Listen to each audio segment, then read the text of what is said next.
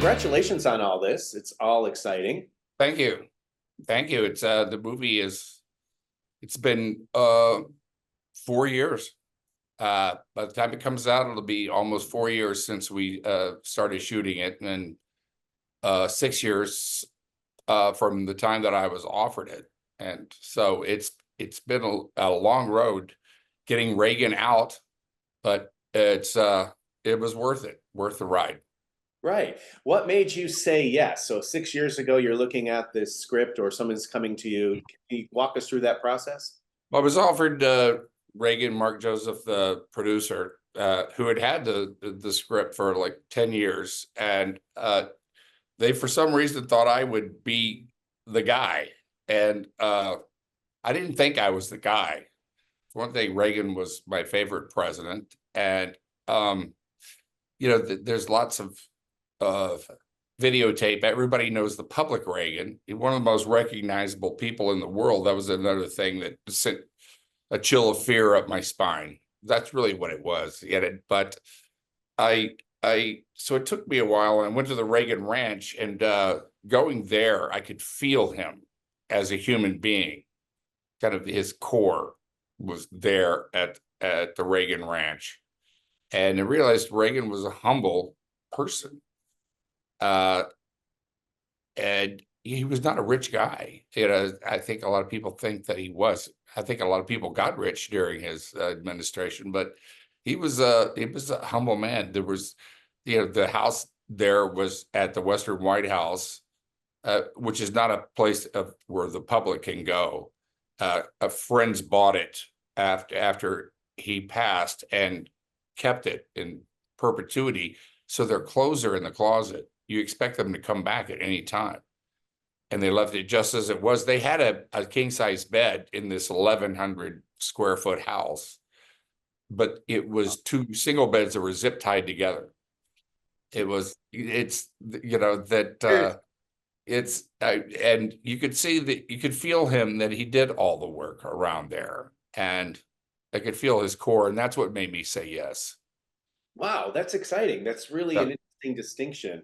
I think there's something really fascinating about going to a place, especially where somebody has been, where their energy's at, and you can get to really feel that, right? And then it wound up that we shot the movie in Oklahoma, but we shot for several weeks at the ranch. In fact, I can't tell you the feeling it was of doing scenes that actually happened there in that place, and being and Penelope and Miller, who plays Nancy. It was, I won't say eerie because that's not the right word, but it was something special. I bet. For you, what was it? How was your process getting the mannerisms, the voice, the different distinctions down? Did you come up with that a lot on your own? Did you work with some folks? I came up with on my own. There's a lot of videotape out there on Reagan, and I realized that I'm going to have to look and sound somewhat like him, and but I didn't want to do an impersonation of him, because the key to me was getting to his core, really, and then. But I do work out from the outside in, and so there's the hair, and then there's the his mouth. He had a crooked smile, and it had to do with like muscles that maybe had nerve damage or something. And I just, with the voice, I just did the voice. I basically just lived with the voice for a couple of months, doing the voice and trying it out on people, and to the point where it became kind of natural to me. Wonderful. And didn't want to overdo it. And because I'm always going to be in there, an actor, when you're always playing yourself as well as an actor, you can't get away from that. Right. Are you nervous or curious now as this is coming out? Because like all politicians, Reagan, there's some contentiousness around that figure. Yeah, that's what makes the story so interesting. you ask me, I remember I lived through all this. I voted for Reagan, and I came home and my roommate said, "Who'd you vote for?" I said, "Reagan." He said, "You were kicked out of the hippies." And he meant it. And there was, Reagan was, to us boomers, he was like our dad. And that meant for better or worse, he was your good dad, or he was your dad that you were fighting with. And while Reagan was in office, it's very interesting because there was this constant drone of voices that he was a warmonger. He was going to get us into a nuclear war because he talked tough. He was before that we'd had Jimmy Carter, and we'd had SALT II, and we'd always tried to like make treaties and appease the Soviets, keep them from going crazy on us. So we gave away like the B-1 bomber, during Carter administration. We tried to be friends with them. Americans, that's what we are. We want to be friends with people, and there's bad actors out there in the world, that take advantage of that, and that's what was happening with the Soviets, I think. And it took a Cold Warrior like Reagan to be able to get the respect of the Soviet Union, say no to them, and that's what brought them to the table. Right, right. Thank you for saying that so eloquently. There's a lot of great people in this film. Penelope Ann Miller looks stellar in She is Nancy. It's like she channeled her or something. It made my job so much easier. She was fantastic. right. And then you have Kevin Dillon as Jack Warner and John Voight. I mean, these are for a lot of moviegoers, iconic figures who've been in some amazing films. Can you talk a little bit about being on set with somebody like John Voight? John and I had, I think, 2 scenes that we were actually on set together, because he plays the KGB operative who gathers information on Reagan, starting back during his movie career in Hollywood, because Soviets were trying to penetrate the unions there in Hollywood, as well as all over America. I mean, that was found out to be true, not just a conspiracy theory. When the Soviet Union fell and the files were opened up, they had a big file on Reagan, and in fact the whole story is told from the point of view of John Voight's character, who followed him all of his life, knew everything about him, and so it's from the point of view of a Soviet, looking how did this person, defeat communism. That is at the core of our story. And because Reagan did this great accomplishment, was there was nobody around that could have been president that could have won the Cold War except for him.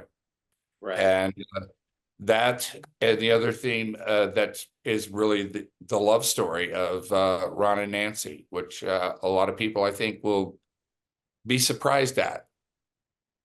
Have that relationship. Without Nancy, there wouldn't have been a President Ronald Reagan. An interesting thing to reveal, and that's an interesting lens to approach the film. I have, the big question on my mind: are there jelly beans in this film? Yes, of course, there are jelly beans in this film.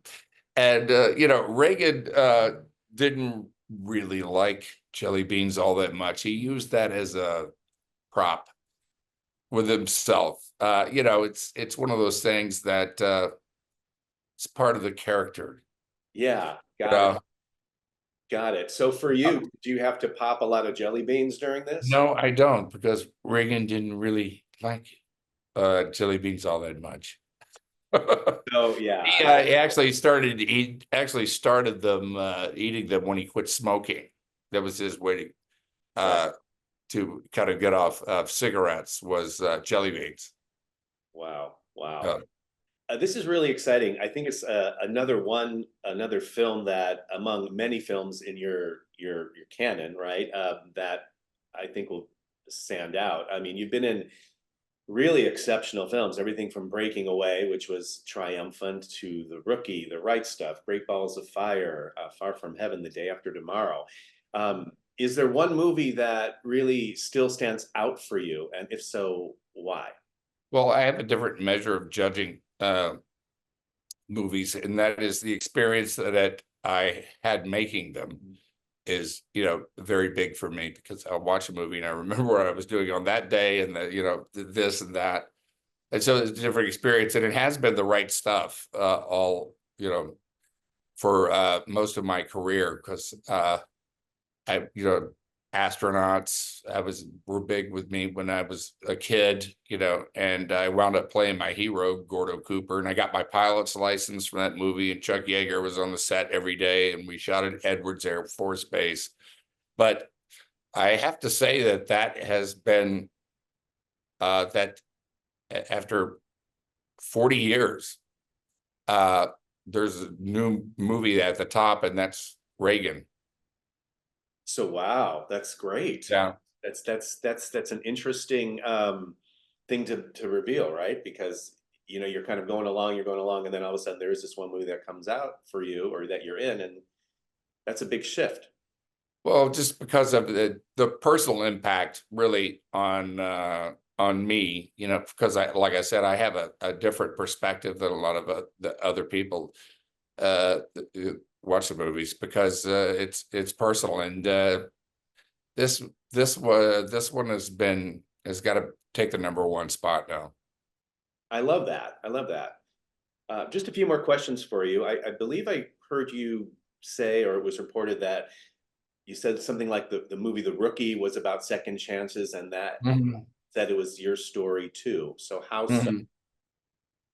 Well, you go through different stages in life, and you go through different stages in your career. You get older, and you play different roles and stuff like that. And um, I've I've been lucky. I've always, the only kind of thing that strategy I had in my career was to play as many different types of roles as possible. But at the time that I did The Rookie, my career was kind of on a low ebb there, and I was kind of in a low ebb of life, I think. And this movie came along, and it was about baseball, but that's not really interesting. I'd rather watch baseball than see a movie about baseball. But the movie was really about second chances, which everybody can relate to, and it reflected my life, that film. I love that. Thank you for that. I think everyone can agree that we're all loving Jack Quaid. Uh, Yeah, um, he's doing great guns. I mean, Yeah, wow, The yeah, Boys. and he's just getting started. He really is. He's just getting started. The guy, he's in his early 30s, and now you're going to really see what this guy can do. I Right. think he's such a great actor. Are you a fan of The Boys? Oh yeah, yeah, I am. And through every season, I think I'm not sure, but I think they're going to be. This may be the last season. I'm not sure. Well, there's a lot going on that show. Wow. Yeah, What did Jack come to you and say, I want to be in acting, or what was your advice to him? from the time that he was like 4 years old, he was carrying around a video camera and making little movies and stuff like that. It was just part of him. Yes, he was the son of, Meg Ryan and Dennis Quaid, but and he was in high school drama, and then he was in, at NYU in that drama and film program. And, then he was comes time he's going to get an agent, and my agent actually that I had was always throughout his life wanted to handle him, and he said, no, Dad, I want to do this on my own. He went out and got his own agent, then the next thing I know, I'm hearing that he's, in the Hunger Games. That's his first movie.